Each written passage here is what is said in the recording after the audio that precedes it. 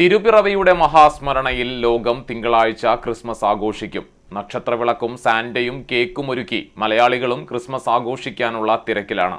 ദേവാലയങ്ങളിൽ രാത്രിയിൽ നടക്കുന്ന പാതിരാ കുർബാനകളോടെ നാട് ക്രിസ്മസ് ലഹരിയിൽ അമരും.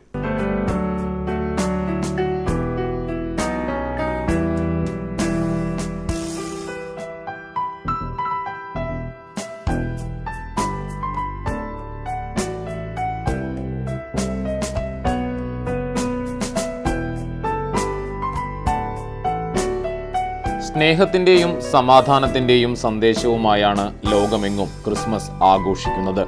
വിശ്വാസദീപ്തിയിൽ വിണ്ണിലും മണ്ണിലും നക്ഷത്ര വെളിച്ചം നിറച്ച് വിശ്വാസികൾ പുണ്യരാവിനെ എതിരേൽക്കും.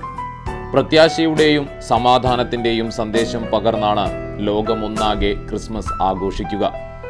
ആഘോഷത്തിന് വർണ്ണശോഭ നൽകി അലങ്കാര വിളക്കുകളും പുൽക്കൂടുകളും കരോൾ പാട്ടുകളും കൂട്ടിനുണ്ടാകും. യേശുദേവന്റെ വരവറിയിച്ച് പള്ളികളിൽ പ്രത്യേക പാതിരാ കുർബാനയും തിരുകർമ്മങ്ങളും നടക്കും.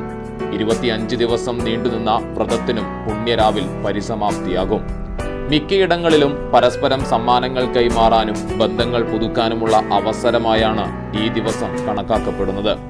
ലോകത്തിന്റെ വിവിധ കോണിൽ നിന്നുള്ളവർ കുടുംബത്തോടൊപ്പം ക്രിസ്മസ് ആഘോഷിക്കാൻ ജന്മനാട്ടിലെത്താറുണ്ട്. ക്രിസ്മസിന്റെ തുടിപ്പ് കഴിഞ്ഞ ദിവസങ്ങളിൽ വിപണിയിലും പ്രകടമായിരുന്നു. സ്നേഹത്തിന്റെയും സന്തോഷത്തിന്റെയും സന്ദേശം ലോകം മുഴുവൻ പകർന്നു നൽകിയ ഉണ്ണിയേശുവിന്റെ തിരുപ്പിറവി ദിനം ആഘോഷമാക്കാനുള്ള കാത്തിരിപ്പാണ് ഇനി വിശ്വാസികൾക്ക്. ഭൂമിയിൽ സന്മനസ്സുള്ളവർക്ക് സമാധാനം പ്രഖ്യാപിച്ച വലിയ ഇടയന്റെ ജനനം വാഴ്ത്തുകയാണ് ലോകം.